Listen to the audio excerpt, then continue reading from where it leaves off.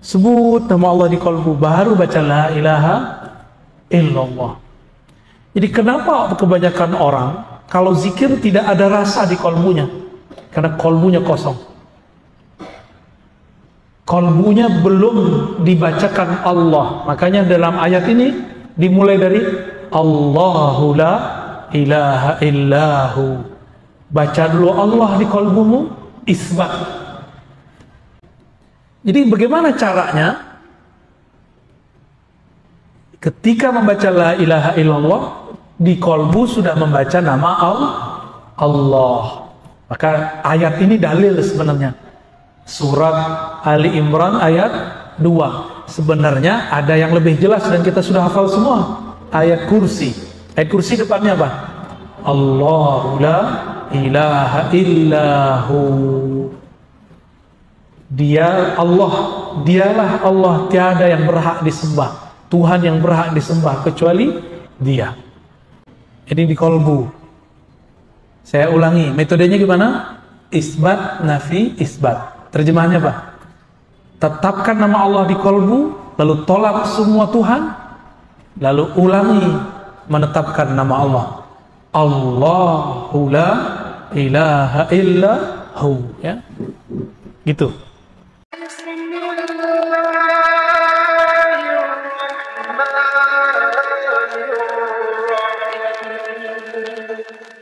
Materi kita tentang ma'rifat muwahhidin, ma'rifatnya ahli tauhid. Untuk itu mari kita mulai dengan membaca Al-Fatihah. Semoga Allah membuka pikiran hati kita semua untuk mendapatkan ma'rifat, pengenalan kepada Allah. Al-Fatihah. A'udzubillahi minasyaitonir rajim. Ya kenapa ya sesuatu.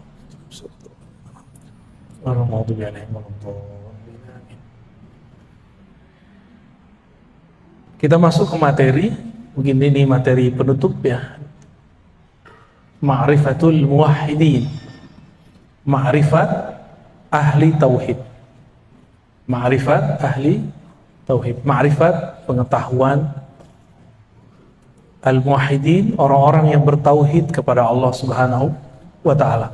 Ayat tauhid yang paling sering dibaca dan sudah dihafal bahkan oleh anak kecil itu surat Al-Ikhlas.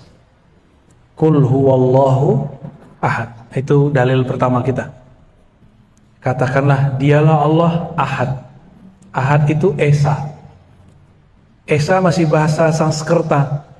Mungkin kita turunkan ke bahasa kita, tunggal, masih bahasa sana juga. Turunin lagi, satu. Tapi satu dengan tunggal itu ada sedikit perbedaan. Kalau satu masih ada duanya, tapi kalau tunggal nggak ada nomor duanya. Tunggal nggak bisa dibagi dua. Esa tunggal itu sama, tidak bisa dibagi dua. Kalau satu bisa 1,5, bener. Kalau satu itu 2 kurang 1, 1. 3 kurang 2, 1. Tapi kalau tunggal nggak begitu. Itu beda secara bahasa ya. Selama ini kita sering mendengar kata tunggal, Esa. Barangkali kita menyamakannya dengan kata satu. Makanya Allah membedakan namanya Ahad dengan Wahid. Ada Wahid gak bahasa Asmaul Husnanya? Ada gak? Wahid artinya yang maha pertama. Kalau Ahad yang maha tunggal, yang maha esa. Maka Pancasila nomor pertama, ketuhanan yang maha esa, yang memenuhi syarat cuma umat Islam.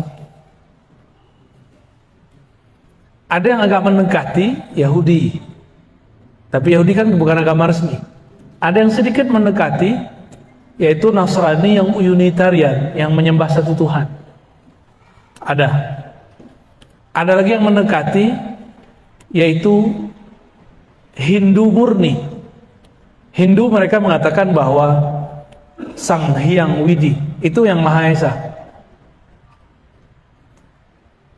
Kita kan sering dengar ada apa dewanya tuh, Dewa Wisnu, Dewa Siwa, itu Allah juga.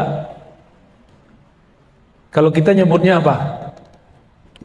Dewa Siwa itu nama lain daripada Sang Hyang Widi, namun dengan sifatnya yang sangat tegas. Jadi saya ngobrol dengan teman-teman yang Hindu Bali ya, saya nggak tahu kalau Hindu yang di apa namanya India sana saya nggak ngerti. Ya.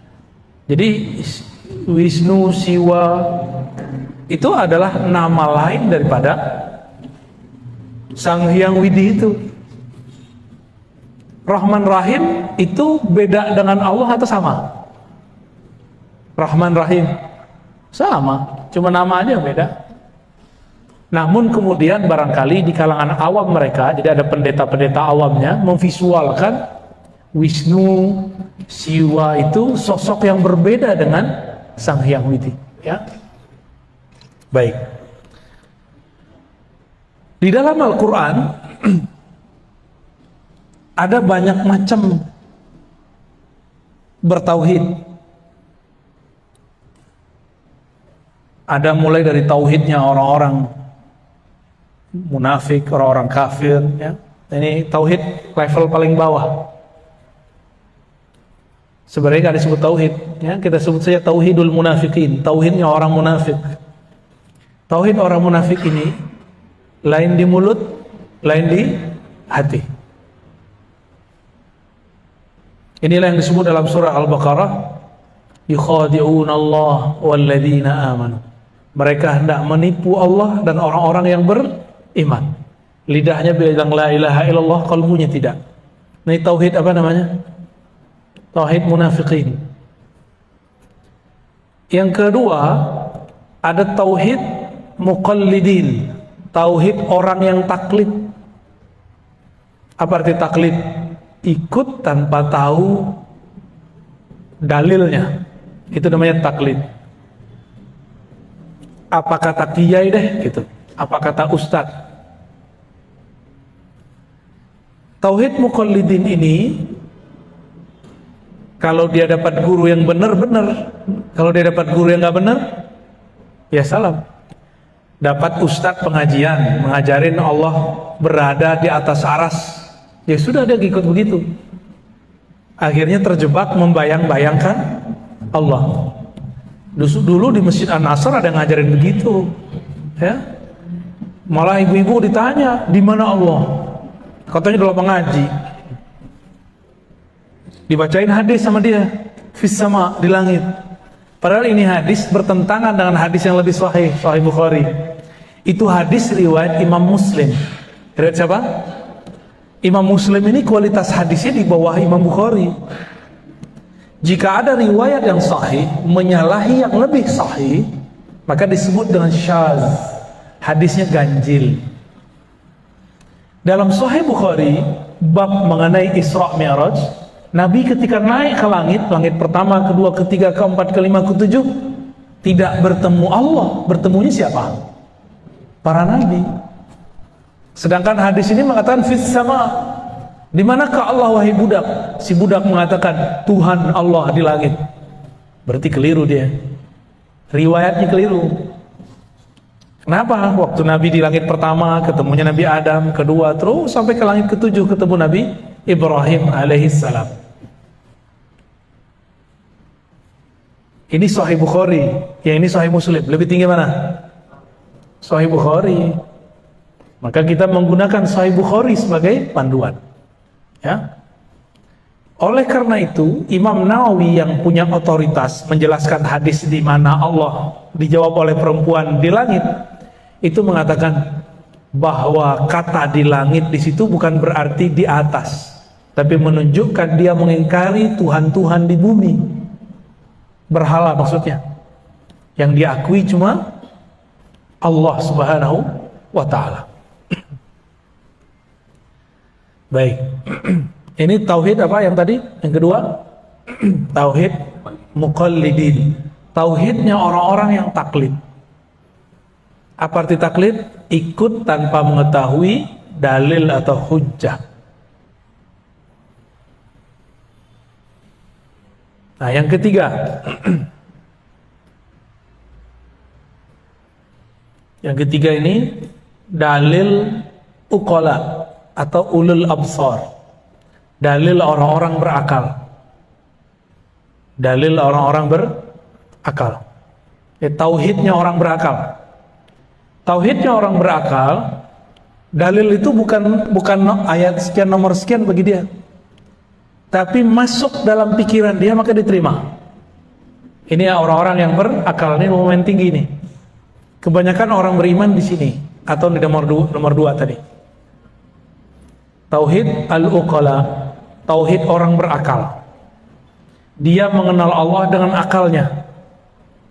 Tapi perlu diingat, akal itu dia punya karakter. Apa karakter akal? Dua aja, menerima, menolak. Inilah yang rumit. Kenapa rumit? Lafaz tauhid itu la ilaha illallah. Itu lafaz tauhid. Coba lihat. Ya, surat Muhammad ayat 19. Fa'lam annahu la ilaha illallah.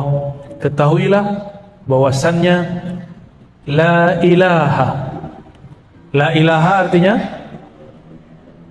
tiada Tuhan. Itu namanya menolak.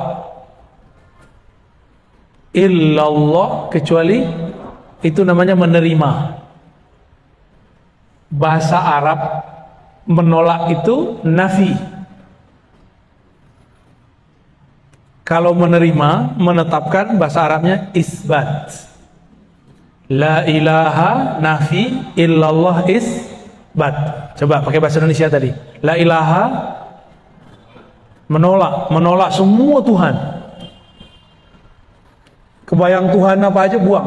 Wah, bukan Tuhan saya, bukan Tuhan saya, bukan Tuhan saya. Tuhan itu bukan berarti sesuatu yang kita sembah-sembah aja, bukan. Yang kita yakini menyembuhkan, yang ngasih rezeki. Itu disebut Tuhan.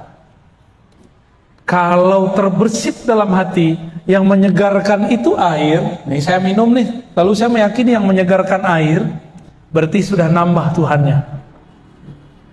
Jadi kita minum tapi tidak meyakini air yang menyegarkan. Allah lah yang menciptakan kesegaran di dalam itu.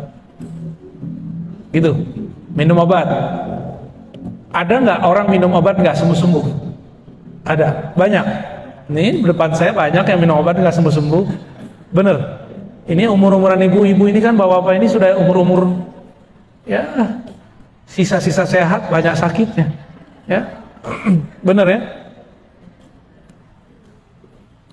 Penyakit itu ada di darah, Bapak Ibu.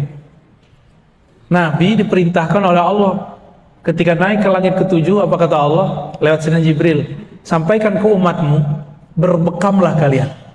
Maka ibu berbekam ya, mumpung masih ada darahnya. Kalau udah meninggal udah gak ada. Yang dibuang kan darah kotor. Oh sakit itu kan fisiknya. Nanti enaknya panjang. Bangun tidur pada berat nggak punggungnya? Kebanyakan. Ya itu ciri-ciri darahnya nggak bener itu. Sama dokter kan main kasih obat aja, obat pencair darah. Ini berbahaya ibu kalau keseringan. Kurangi dulu obat itu, baru berbekam. Nabi ngobatin tanpa obat, dibuang darahnya. Itu nggak bisa diapa-apain tuh darah. Caranya dikeluarin, udah gitu aja, nggak bisa lagi. Ada dua perbedaan dalam Tibbun Nabawi itu. Ada pengobatan membuang darah kotor, ada mengeluarkan darah seger. Darah seger namanya fasdu. Apa namanya? Cuma sampai sekarang saya pun belum berani. Mirip-mirip kayak donor darah, tapi ini dibuang aja, set, keluar, muncrat. Ya, kalau ada yang suka donor aja boleh. Ya. Tapi kalau saya sampai sekarang belum berani bu yang fasdu. Yang masih saya kerjakan apa? Bekam. Imam Ahmad bin Hambal setiap kali kepalanya pusing dia bekam. Bagian belakang ya. Kalau di sini pusing ini nggak bisa. Bagian sini pusing kayaknya dompetnya kurang tuh. Tapi kalau bagian belakang, kiri, kanan ya, kiri kanan, punggung, Allah itu menetapkannya, kesehatannya dibuang darahnya. Harus rutin, jangan sesekali. Nah, tapi biasanya kita dikasih obat. Banyak orang minum obat tidak sembuh-sembuh. Kenapa? Karena kesembuhan itu dari Allah Subhanahu wa Ta'ala. Sekali terbersit dalam pikiran saya bahwa obat ini yang menyembuhkan, maka batal tauhidnya. Sekali terbersit bahwa nasilah yang mengenyangkan, batal tauhidnya. Ini tauhid okola ya, tauhid ahli akal.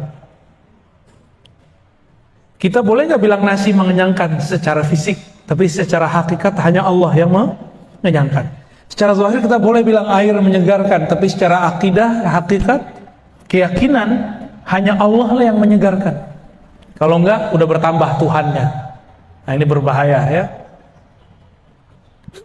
Bapak ibu mungkin sebagian, kalau yang ibu ini rezekinya lewat suami. Kalau bapak ini mungkin bekerja sendiri.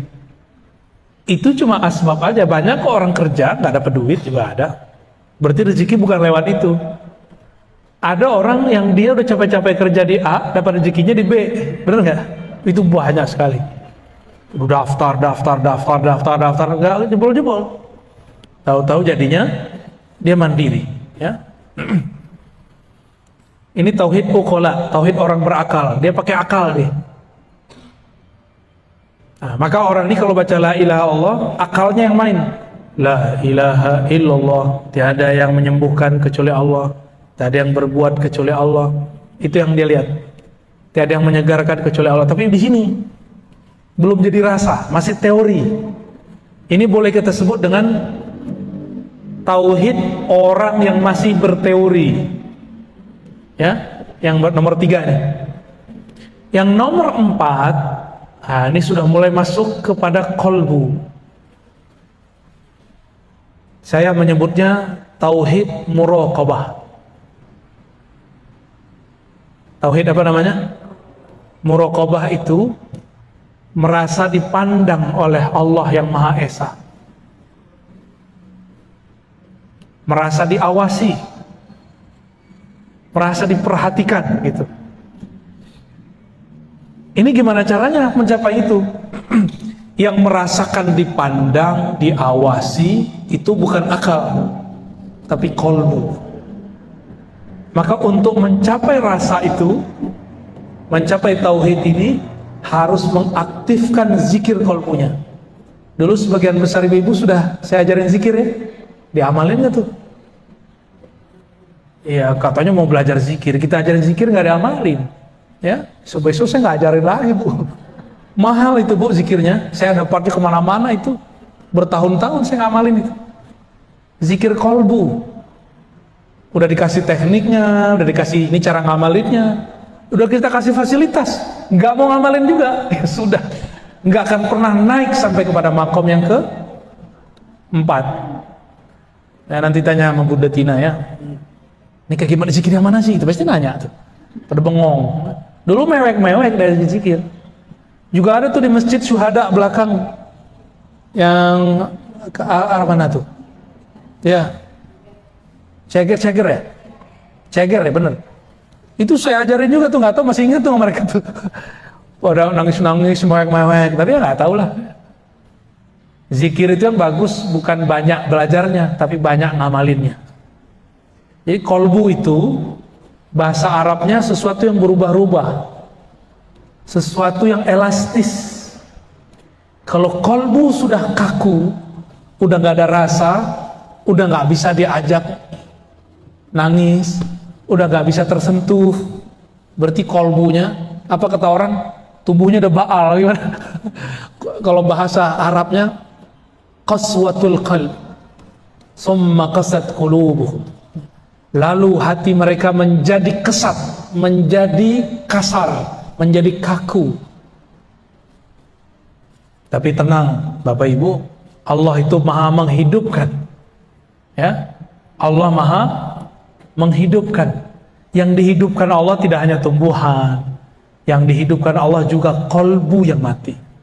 Yang penting ada usaha untuk mau belajar zikir kolbu ya. Jadi tauhid yang ke-4 ini gimana tauhidnya? Tauhid muraqabah. Tauhid muraqabah di mana tempatnya? Kolbu. Kolbu itu apa yang dia rasakan? Dipandang, diawasi, diperhatikan. Lalu apa yang dibaca? Yang dibaca sama, la ilaha illallah. Tapi pemahaman yang akan ditambah. Apa pemahaman waktu baca la ilaha illallahnya? Pemahaman yang dibaca waktu itu adalah la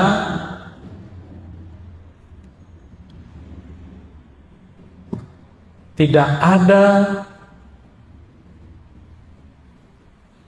yang memperhatikan, yang mengawasi kecuali Allah. Tidak ada yang memperhatikan, tidak ada yang mengawasi kecuali Allah. Jadi dia baca la ilaha illallah, tapi beda makna dengan orang munafik. Orang-orang munafik baca la ilaha illallah, lidahnya baca, pikirannya kemana-mana. Tapi kalau ahli qalbu ini baca la ilaha illallah, dalam hatinya dia merasa dilihat oleh Allah. Lebih dulu merasa dilihat atau bacaannya yang lebih dulu? Bisa dua-duanya, Pak. Bagi yang belum ada rasa itu, baca aja dulu. Kita baca la ilaha illallah, tiada yang memperhatikan aku kecuali Allah. Ini zikir dapat menghancurkan riya. Ini zikir dapat menghabiskan sum'ah. Jadi kalau orang-orang yang punya penyakit di kalbunya, penyakit riya. Apa itu penyakit riya? Ya. Riya itu artinya merasa dipandang beramal, merasa dilihat beramal. Ya. Itu riya. Saya sudah sering bedakan antara riya dengan sombong. Sombong itu merasa diri kita sesuatu. Itu sombong. Kalau riya merasa amal kita sesuatu. Yang bangun masjid ini nih, itu diintai terus sama setan. Setan ingin menggoda dia, menyinggung dia, membuat dia sakit hati, sampai dia kemudian ngomong, kalau nggak karena saya masjid ini nggak jadi, gitu. Itu yang lagi diintai-intai sama setan. Kalau ibu-ibu pengajian, itu setan ngomong gini, kalau bukan saya yang urus, ini majelis nggak jalan. Nah, kalau terbersit itu, maka ini berbahaya.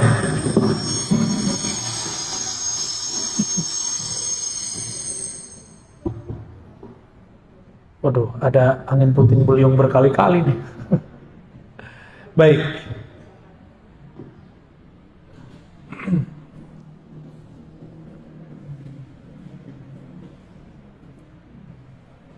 Untuk sampai ke sini, maka coba lihat surat Ali Imran ayat 2. Alif Lam Mim, Allahu la ilaha illa huwal hayyul qayyum.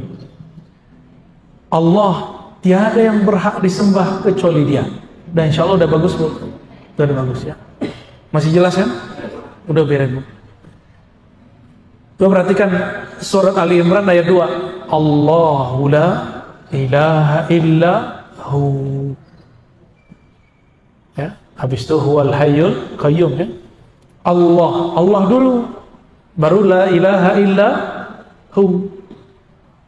Sebelum baca la ilaha illallah, di kolbunya sudah membaca nama Allah.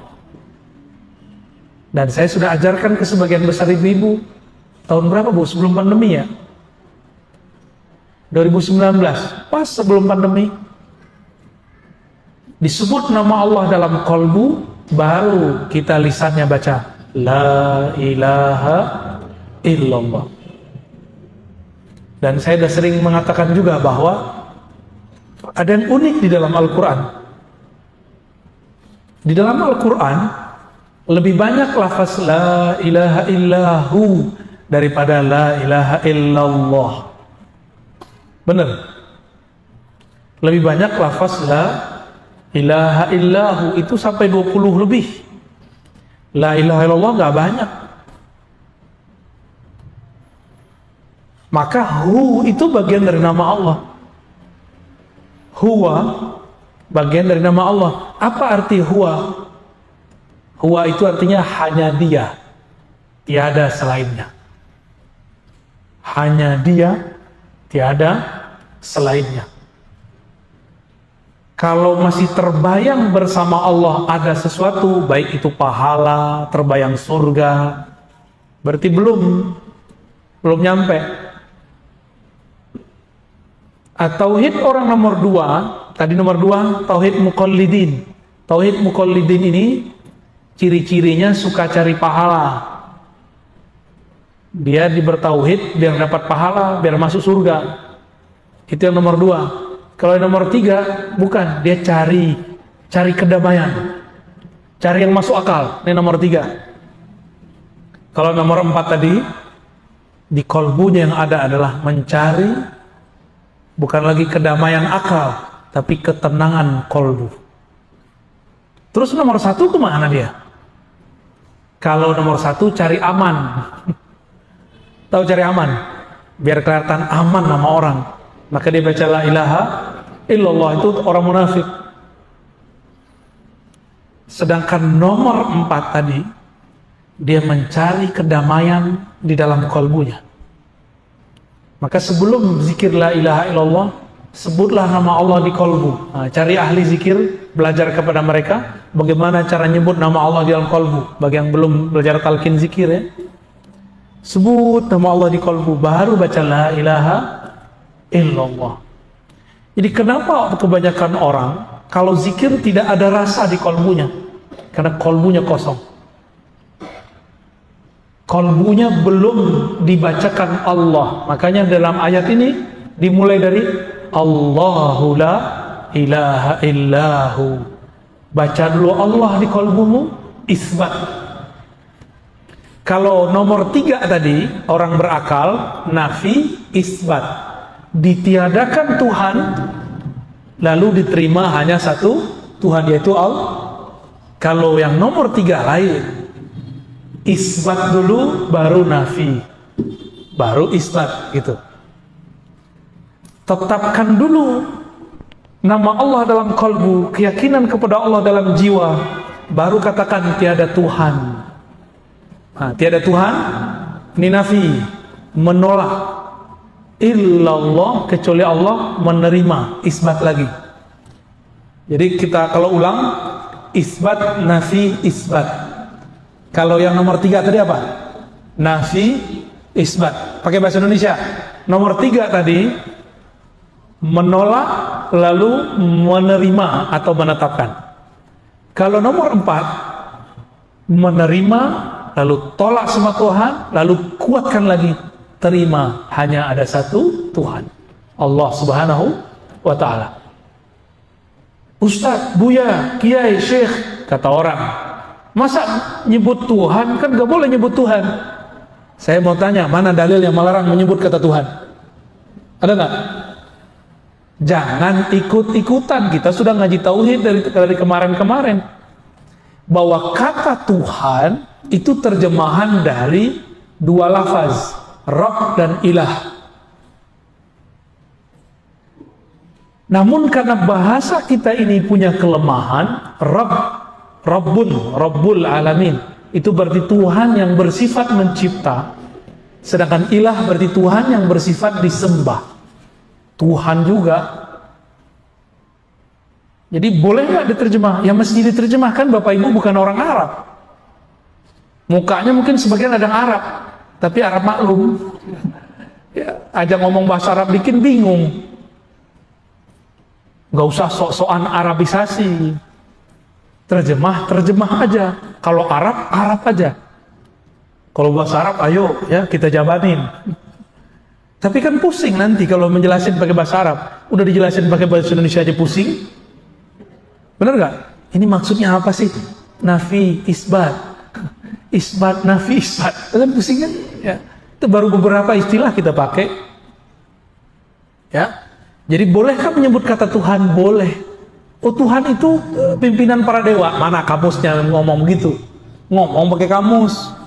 Jangan-jangan dia asal-asal sebut ya. Kalau bahasa Indonesia kamusnya KBBI, bukan Ustadz kamusnya.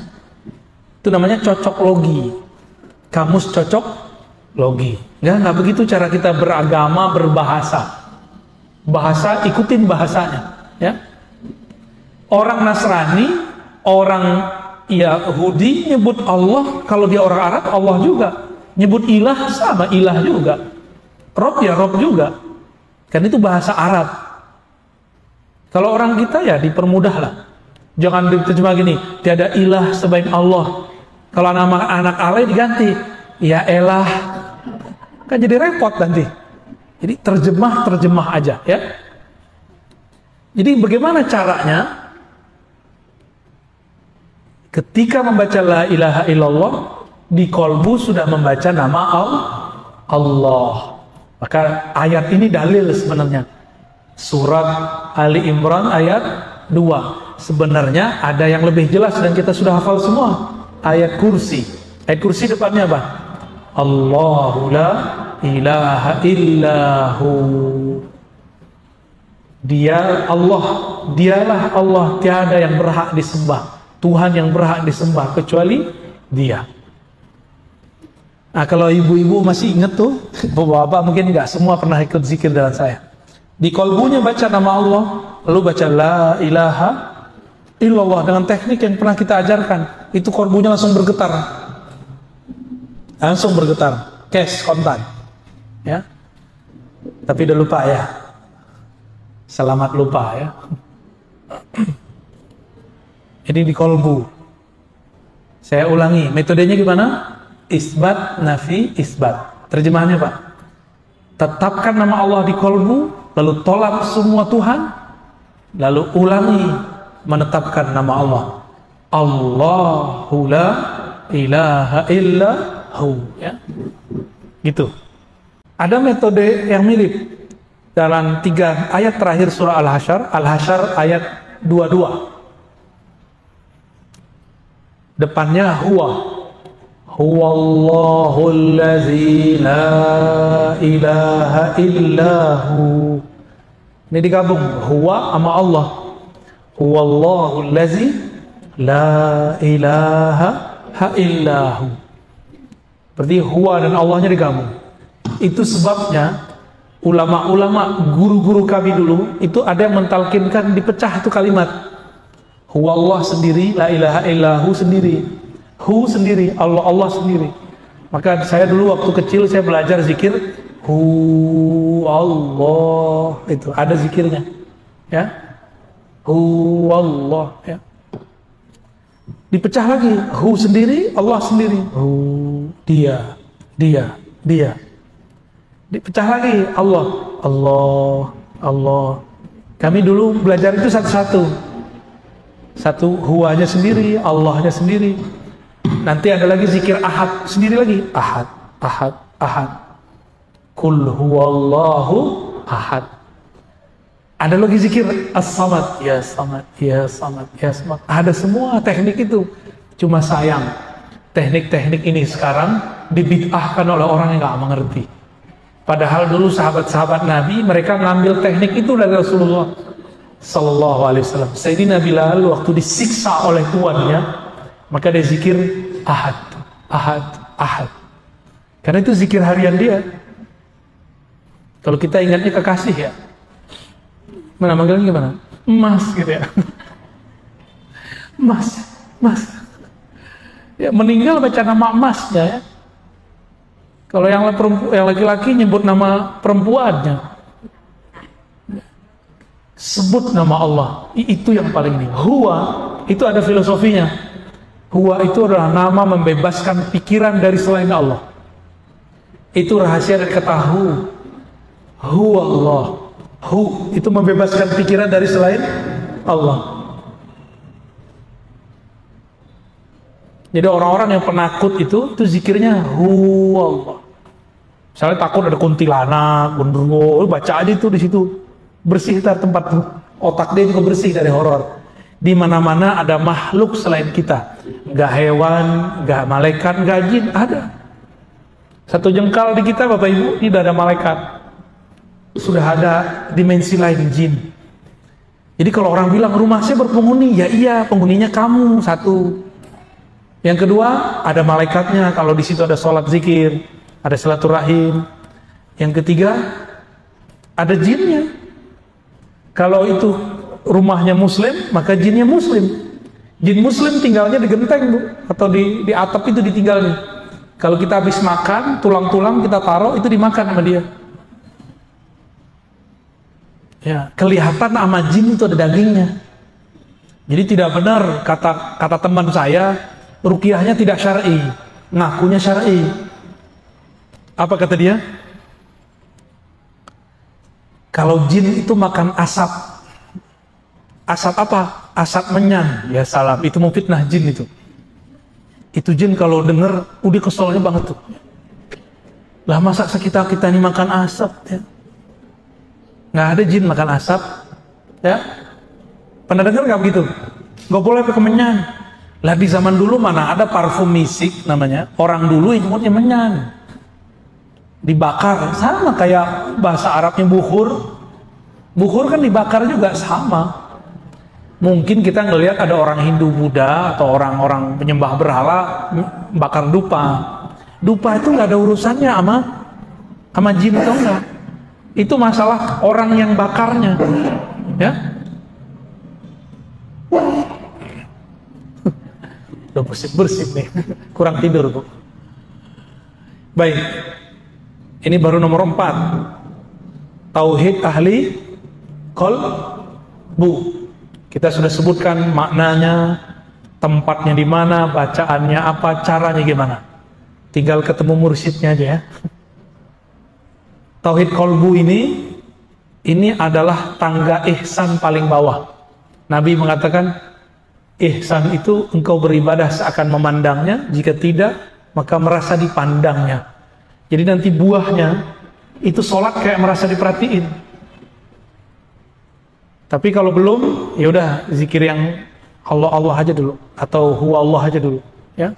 Itu cukup kok. Naik lagi. Apa nih zikirnya?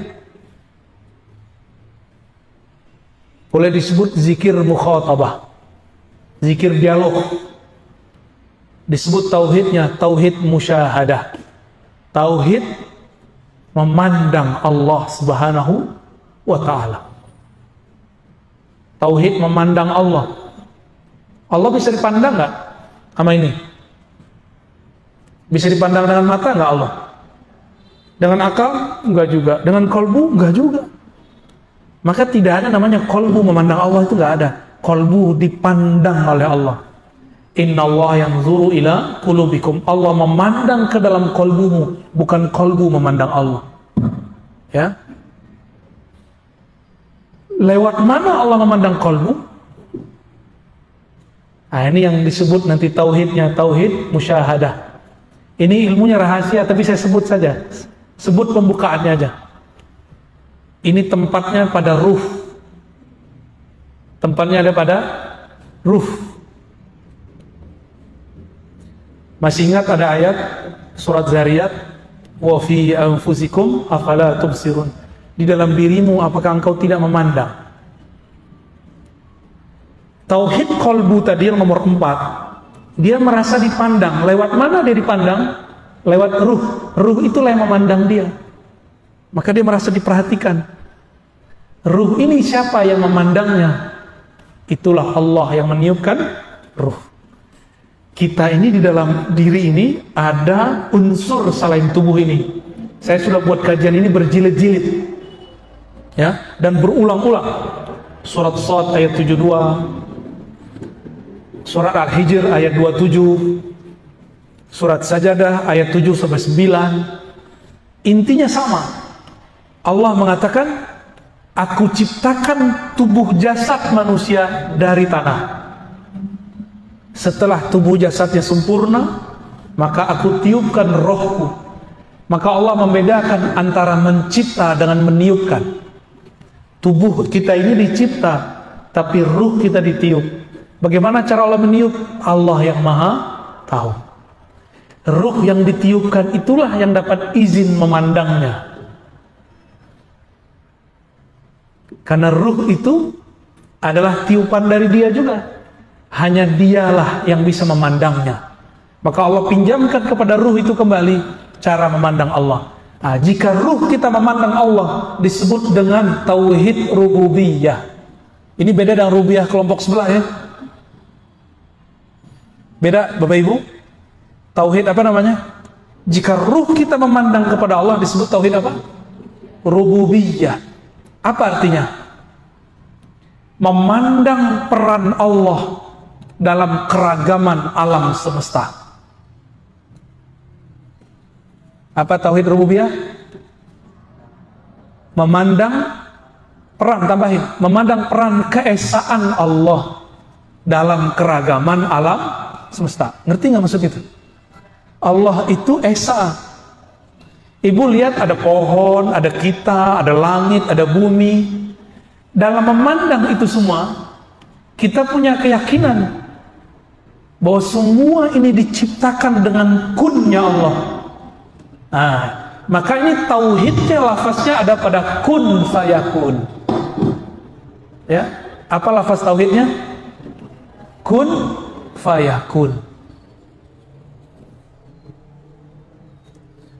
Kalau diurai jadi la ilaha illallah, la ilaha illallah, apa maknanya? La qudrata wa la iradata illallah. Itu cara ngurainya. Tiada kudrat, tiada iradat, tiada kuasa, tiada kehendak, kecuali semuanya adalah kehendak dan kuasa Allah Subhanahu wa ta'ala. Ini nama tauhidnya apa? Tauhid rububiyah. Jadi bagi kita, tauhid rububiyah ini bukan sesuatu yang berbeda dengan uluhiyah dipisah-pisah terus bertentangan, enggak. Rububiyah ini satu paket dengan uluhiyah. Ini cuma beda makom. Oleh kelompok sebelah beda. Bagi mereka tauhid rububiyah itu tauhidnya orang musyrik. Tauhid selain kelompok mereka. Bahkan disamakan tauhid musyrik, tauhid filosof, tauhid ahli kalam, tauhid kelompok yang berbeda dengan dia. Kelompok Asy'ariyah disebut cuma sampai rububiyah. Sufi cuma sampai disebut dengan rububiyah. Ini gak adil. Jadi kelompok sebelah nyebut rububiyah itu gak adil. Dan aneh, kok disebut tauhid orang musyrik? Loh, ada emang tauhid orang musyrik? Musyrik artinya apa musyrik? Menyekutukan Allah. Tauhid mengisahkan Allah. Nyambung nggak? Tauhid musyrik nyambung nggak? Nggak nyambung. Ya. Jadi tauhid rububiyah versi kita berbeda definisi dengan tauhid rububiyah versi kelompok yang menganggap kita ini sesat. Kita sih nggak anggap mereka sesat, cuma anggap kita berbeda. Udah, ya. Kita beda bro, gitu ya. Anda sesatkan kami, urusan Anda. Tapi kami tidak ada urusan dengan itu. Urusan kami tauhid rububiyah, mengesahkan Allah dalam perannya mengatur alam semesta. Tubuh kita ini banyak unsur enggak? Ada unsur air, ada unsur api, ada unsur tanah, ada unsur udara. Oleh orang Cina ditambahin unsur logam. Ya, tapi bagi kita logam itu bagian dari tanah. 4 unsur. Jadi ini tubuh ini kalau diurai 4 anasir namanya. Ya, 4 anasir. 4 unsur ini, siapa yang kemudian mengatur alurnya dalam tubuh? Inilah yang disebut masing-masing 4 ini ada alamnya. Disatukan oleh Allah menjadi padu. Rabbul alamin. Alhamdulillahi Rabbil alamin. Segala puji bagi Allah yang Rabbi, yang memadukan, yang menyatukan alam semesta dalam keesaannya dengan keesaannya. Ya. Jadi Allah tetap sendiri meskipun yang diurus banyak. Itu tauhid apa tadi? Tauhid rububiyah. Maka orang ini dia memandang apa aja, di situ dia melihat peran Allah. Itu dia lihat dirinya, lihat satu helai rambut di badannya, yang dia pandang adalah Allah Subhanahu wa ta'ala. Terus ada yang lebih tinggi. Kalau tadi sifat yang berganti, sekarang bukan lagi, namanya tauhid musyahadah. atau disebut juga tauhid uluhiyah. Tadi musyahadah nama depannya sudah ada, kita tambahin ini musyahadah uluhiyah, ada musyahadah rububiyah. Ini musyahadah uluhiyah. Apa arti musyahadah uluhiyah? Itulah yang terkandung dalam surat Thaha ayat 14 dan surat Al-Ikhlas ayat pertama. Wahai Musa, kata Allah, la ilaha illa ana. Wahai Musa, tiada yang berhak disembah, yang berhak dituju, yang berhak dipuji kecuali aku. Ini yang ngomong siapa? Allah. Jadi Allah mengesahkan dirinya dengan dirinya, nggak perlu alam. Kalau tadi rububiyah itu Allah mengesahkan dirinya pada alam semesta, maka kita pandang semua alam, semuanya bergantung kepada keesaan Allah. Seandainya negara Indonesia ada 2 presiden, kacau gak? Jangankan 2 presiden, baru 2 calon presiden beberapa tahun lalu udah pecah kepala kita ya, bener gak? Udah pusing kita sudah. Gimana kalau 2 pemilik alam semesta? Jika ada 2 Tuhan di alam ini, negeri ini hancur, negaranya hancur, semua alam semesta hancur. Tauhid musyahadah uluhiyah ini, Allah memandang keesaannya di dalam dirinya, di dalam zatnya. Dan ini rahasia di dalam rahasia, saya tidak boleh menjelaskan kecuali sampai di situ saja. Ya, inilah yang disebut dengan ihsan level tertinggi. Engkau memandang, engkau sholat seakan memandang Allah Subhanahu wa Ta'ala. Jadi itu bukan dengan kolbu, itu dengan ruh. Nah, ini beberapa guru, kiai, mursyid itu keliru. Dia sebut memandang Allah dengan kolbu. Itu salah fatal. Kolbu itu masih ada ruangnya, masih ada tempatnya, masih ada arahnya. Allah tidaklah berarah. Dialah yang menciptakan arah. Tidak beruang, karena Allah lah yang menciptakan semua ruang. Ruh itulah. Apa istilahnya tadi? Tauhid ulu. Apa artinya? Allah mengesahkan dirinya di dalam dirinya. Gak ada alam. Ini yang disebut ahadiyah. Kul huwallahu ahad. Allah itu ahad. Di ahad artinya belum ada alam, belum ada aras, belum ada langit, belum ada kursi, belum ada budak perempuan yang nanya di mana Allah, belum ada. Ya. Allah dulu sendiri, sekarang masih sendiri nggak? Masih sendiri. Kalau Allah bilang Allah bersama alam, musyrik. Allah tidak pernah bersekutu keberadaannya, berserikat keberadaannya dengan alam. Maka ayat yang menyebutkan wa huwa ma'akum aina ma kuntum, dia bersamamu dimanapun kamu berada, bukan berarti bersama berdua.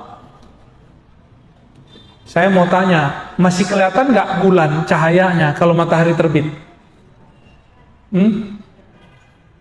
Masih kelihatan nggak? Kita ini kegelapan, Allah itu cahaya. Masih ada nggak kegelapan kalau cahaya terbit? Allahu nurus samawati wal ard. Allah lah cahaya langit dan bumi. Kita ini langit bumi yang gelap. Allah cahayanya. Masih ada nggak kegelapannya? Udah nggak ada lagi.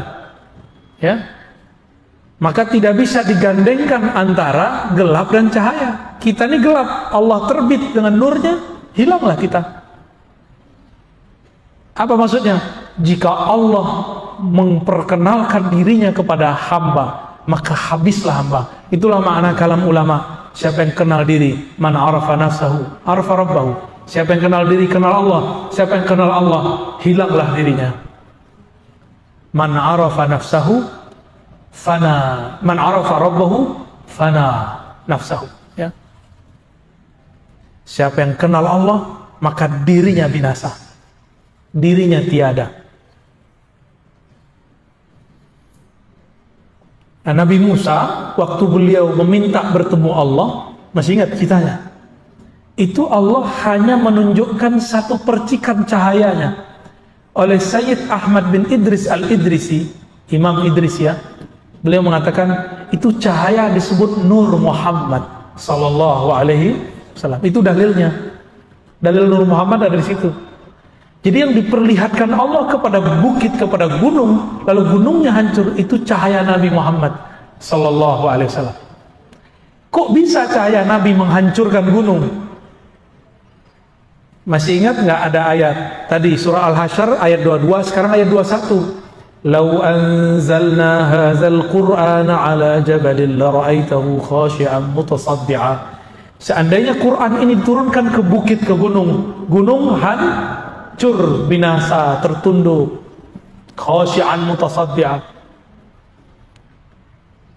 Nabi itu ditanya sama Aisyah, apakah akhlak Nabi? Apa jawaban Sayyidah Aisyah? Akhlaknya adalah Al-Quran. Al-Quran cahayanya cahaya Nabi. Nyambung? Nyambung nggak? Belum nyambung ya? Saya ulangi ya. Nabi Musa nggak sanggup melihat cahaya. Cahaya itu diperlihatkan ke gunung hancur. Tadi Sayyid Ahmad bin Idris Al-Idrisi bilang cahaya itu namanya cahaya Nur Muhammad. Sayyidah Aisyah ditanya, Nabi Muhammad itu akhlaknya apa? Al-Quran. Maka cahaya Nabi ditunjukkan ke bukit, hancur bukit. Karena kalau cahaya Quran itu diturunkan kepada bukit, pegunungan, gunung hancur. Itulah rahasianya kenapa waktu Nabi naik ke atas gunung Uhud bergoyang. Goyang Uhud yang kita lihat, mungkin sebagian besar sudah pernah ke gunung Uhud, ya benar. Itu gunung yang sangat tegar, perkasa itu, ketika Nabi naik ke atasnya, dia bergetar. Karena Nabi itu adalah hakikatnya Al-Quran. Hakikatul Al-Quran, akhlaknya Quran, nur korbunya nur Quran. Yang dulu nurnya beliau jika diperlihatkan ke bukit hancur. Berarti gunung Uhud ini gunung terkuat di alam semesta, di bumi. Maka ulama kita menyimpulkan beberapa kalam Nabi tentang bukit Uhud, gunung Uhud, bahwa gunung Uhud ini ketika nanti kiamat terjadi, gunung Uhud masih Allah pertahankan. Karena satu-satunya gunung yang bisa bertahan ketika ada Nur Muhammad ada, itu cuma gunung Uhud. Jangankan Nur Muhammad, tubuh Nabi Muhammad ada di atasnya, gunungnya tidak hancur. Maka apa pelajaran di sini? Pelajarannya adalah jika ingin kita mati, tubuh kita nggak hancur, maka leburkanlah cinta kita, baik kolbunya ataupun pikirannya ataupun jasadnya kepada Nabi Muhammad sallallahu alaihi wasallam. Kalau sudah lebur cinta fisiknya kepada fisik Nabi Muhammad, udah lebur akalnya dalam akal Nabi Muhammad, kolbunya dalam kolbu Nabi Muhammad, maka nanti jasad kita Allah tahan, nggak akan hancur. Inilah rahasia kenapa jasad tidak hancur di dalam kubur. Jadi nggak mesti orang hafiz Quran, ya, orang yang di kolbunya ada nur Nabi Muhammad, itu Allah tahan itu bumi, nggak akan merusak ya. Innallaha harrama 'alal ardi an ta'kula ajsadal anbiya. Allah mengharamkan bumi untuk merusak tubuh para nabi. Kita tambahkan dan pewaris para nabi, ya, yang di dalam dirinya ada nur itu. Oke, barangkali itu tauhid, ma'rifat al-muwahhidin, ma'rifatnya ahli tauhid yang bisa kita pakai minimal sampai di level 2. Tapi saya tidak menyarankan minimal sampai level 3, ahlul akal minimal, ya. Baru kemudian Allah akan bimbing ke level ke-4 sampai level ke-5. Barangkali itu yang dapat kita sampaikan. Mau tanya jawab? Oke, baik, silakan. Pertama mungkin ini yang sederhana dulu, yang meskipun sederhana tidak diberikan banyak orang. Bagaimana caranya memulihkan kembali kolbu yang sudah kotor? Memulihkan kolbu. Mungkin maksudnya dengan memulihkan kolbu yang kotor itu apa? Baik. Cara memulihkan kolbu itu mudah ya. Jika dia kotor, cukup diistighfarkan. Tapi sebutkan apa masalahnya.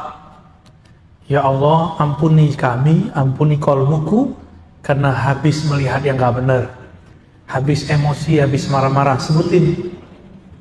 Baru kemudian selesai kita sebutkan semua kesalahan kita tutup. Ataupun dari yang tidak kami sadari. Gitu ya. Dari kesalahan yang kami ketahui ataupun yang tidak kami ketahui, yang kami sadari ataupun yang tidak kami sadari, gitu.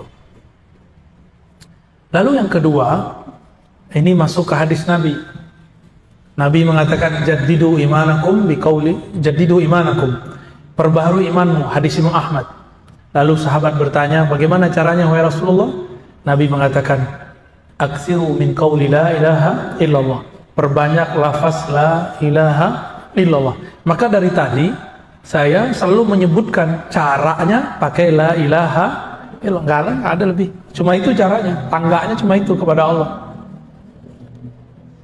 Seorang munafik pun aman dari status yang berbahaya itu karena lafaz la ilaha illallah ya.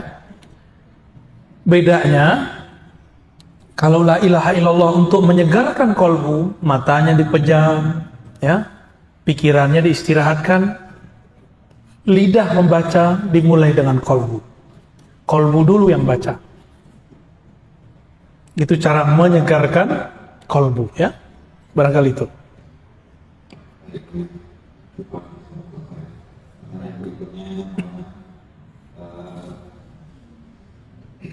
Untuk mendapatkan rasa keesaan Allah SWT bila melihat kita Allah tidak mudah, dan rasa itu ada. Gak usah ngelihat ke gunung, ke pohon, kejauhan, lihat ke kita aja, ya. Bapak Ibu ini, saya sering nanya loh di luar, dan pertanyaan ini sering dilupakan. Itu satu helai rambut yang ada di tangan, di kepala, kita yang numbuhin atau Allah? Allah sudah dapat tauhid udah. Ini yang sudah ubanan nih, bisa nahan nggak keluarnya uban? Bisa nggak Pak? Nggak bisa. Yang jerawatan, bisa nahan nggak keluar jerawat? Nggak bisa. Di situ aja kita sudah kalah dan kita mengatakan, oh, satu helai rambut pun bukan aku yang berkuasa, tapi Allah lah yang berkuasa. Sudah masuk ke tauhid itu. Ya. Saya juga sering nanya, Bapak Ibu punya kuku, manjang nggak? Manjang, bener. Kukunya manjang nggak? Tiap minggu potong. Giginya manjang nggak? Terus siapa yang nyuruh berhenti gigi kita? Ya Allah, kita aja nggak bisa nguasain gigi coba. Untung gigi kita nggak kayak kuku. Kalau nggak dia maju terus, manjang terus. Tiap kali mau pengajian mikir dulu. Jadi tubuh ini bukan kita yang berkuasa Allah Subhanahu wa Ta'ala. Udah masuk ke tauhid, jadi nggak usah ke gunung, ke Bogor, kelamaan kena macet dulu, ya. Yang gampang deh, ambil biji jagung, ambil biji cabai, aduk-aduk, ntar salah tumbuh nggak? Salah nggak tumbuhnya? Enggak bakal. Yang biji cabai pasti tumbuhnya cabai, yang biji jagung pasti tumbuh jagung, nggak ketukar. Kalau kurang percaya lagi, yang mirip itu kan padinya, padi ketan sama padi beras, aduk aja tuh mirip. Ntar tumbuhnya beda nggak? Tetap beda. Begitu Allah nggak pernah salah dalam mencipta, maka Allah nggak akan pernah mengirim rezeki baik namanya rezeki jodoh, rezeki uang, rezeki sehat. Ya, jadi Bapak Ibu ini jodohnya nggak akan ketukar. Saya pengennya sama dia, kok dia yang dapat dia? Itu nggak benar begitu ya. Kita tidak akan pernah ketukar jodohnya, nggak akan pernah. Walaupun suami istri, rezekinya nggak akan pernah ketukar juga. Rezeki istri ya untuk istri, suami untuk suami, anak ya untuk anak. Nggak akan pernah tukar. Kalau suami istri aja nggak bisa ketukar, gimana sama tetangga? Biar gimana dengan teman kerja? Nggak akan ada namanya rezeki ketukar. Kalau begitu, muncul nggak sifat iri? Kalau sudah paham begini, kalau sudah paham bahwa rezeki tidak pernah ketukar, muncul nggak iri? Gak bakal ada iri. Orang iri dengki karena dia tidak kenal kepada Allah Subhanahu wa Ta'ala, ya. Gak akan pernah ketukar. Tidur itu rezeki loh. Tidurnya bapak ibu gak akan saya ambil. Makanya orang-orang kalau udah ngantuknya datang, mau di depannya ada bom gak bangun-bangun dia. Oke, lanjut. Sebelumnya ibu itu kita pilih semua pertanyaan dibacakan, dan beberapa pertanyaan di sini juga sebenarnya sudah sering dibahas, ya mungkin nanti untuk pertanyaan dari kita bisa mengikuti dari jawabannya dari ketiga dunia sebelumnya. Di sini pertanyaan berikutnya terkait dengan tauhid musyahadah, di mana tauhid musyahadah tadi ada dua macam, musyahadah rububiyah dan musyahadah uluhiyah. Di sini pertanyaan dari Muslimu tentang musyahadah uluhiyah. Ketika Allah bermusyahadah dengan dirinya, pada dirinya, lalu manusia ada di mana? Udah nggak ada manusia, ya. Kullu man 'alaiha fan, ya. Semua yang ada akan binasa. Jadi binasakan dulu, matikan dulu diri kita sebelum mati, baru tahu tuh rasa itu. Jadi kalau akalnya masih kritis, kolbunya masih mencari-cari, belum nggak akan dapat rasa itu. Ya, itu rasa dikasih sama Allah. Jadi yang nomor terakhir musyahadah uluhiyah dan rububiyah itu anugerah dari Allah. Tapi anugerahnya kalau ketemu Nabi Muhammad atau ketemu wali al-ghaus namanya. Wali pangkatnya paling tinggi. Karena ini makomnya beliau, makomnya Nabi dan pewaris-pewaris beliau itu. Kalau nggak ketemu mereka, nggak akan pernah dapat. Paling cuma dikasih wirid-wirid aja sama guru, sama kiai. Malam nih, sekian, gitu aja paling.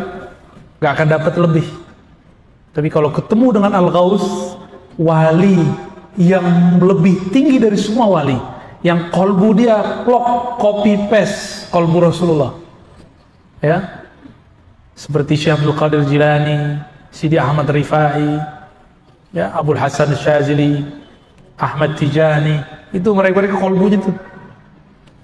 Murid-murid mereka mengalami hal itu. Ya, kalau di akhir zaman ya Al-Ghaus akhir zaman, sampai nanti Al-Imam Al-Mahdi. Ya, jadi itu anugerah dari Allah, nggak usah dipikir-pikirkan. Berdoa aja semoga ketemu mereka, dididik oleh mereka. Lalu kemudian kita dihantarkan Allah kepada itu. Amin ya rabbal alamin. Ya. Udah. Satu lagi.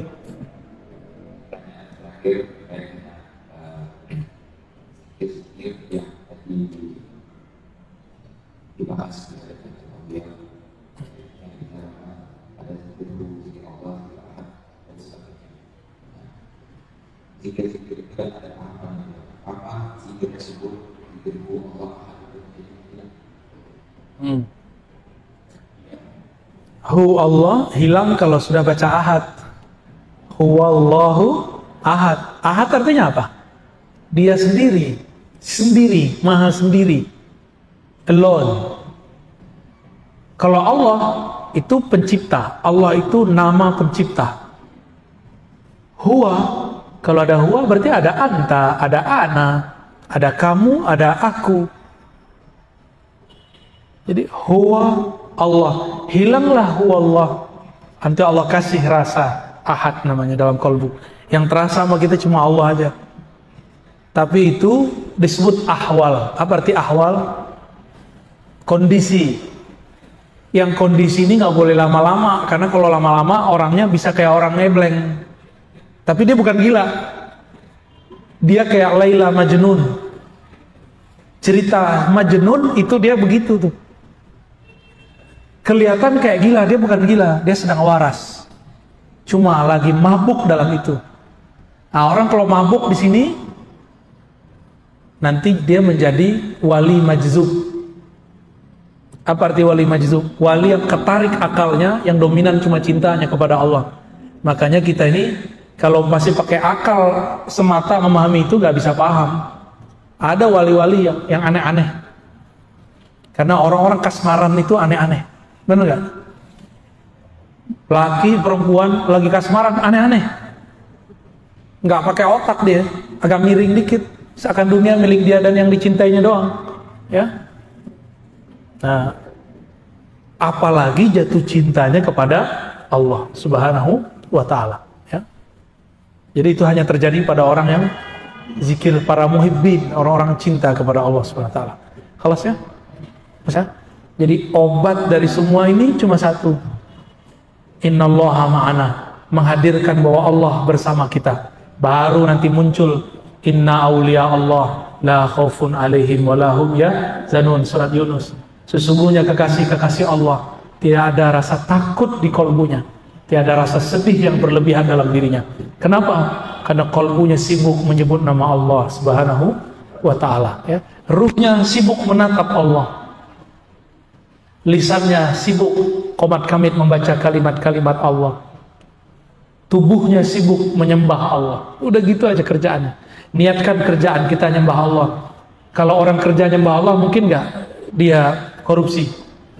Jadi di cara sujudnya pekerja, bekerjalah jujur. Itu cara sujud pekerja. Pedagang, ya.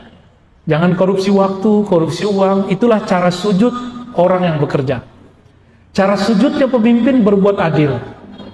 Jadi kalau ada pemimpin adil, itu oleh orang yang mata batinnya tajam kelihatan tuh sujud.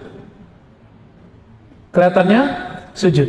Kalau guru seperti saya, dosen, itu tulus. Berat tulus itu, Bu.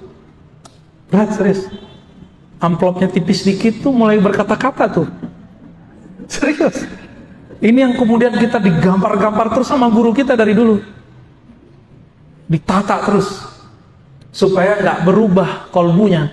Mau itu tipis ataupun tebal. Kan dari Allahnya sudah ada. Kan Allah yang ngasih rezeki. Ini para guru nih, kalau paham bab ini, dia nggak akan terlalu galau.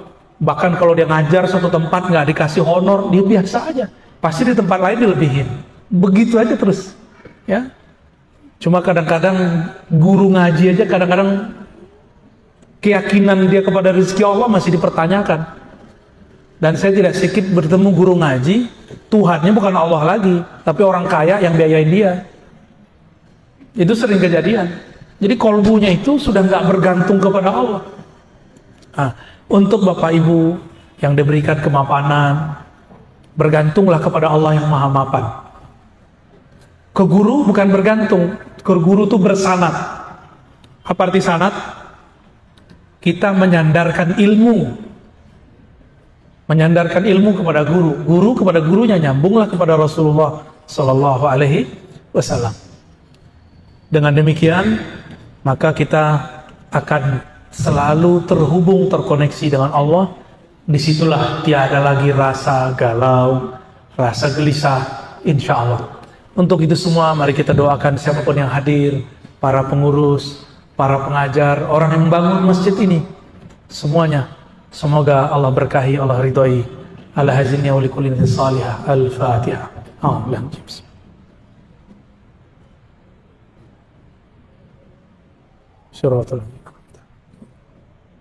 Alhamdulillah Rabbil Alamin. Baik Bapak Ibu, mohon izin, ya, mohon pamit. Assalamualaikum warahmatullahi wabarakatuh.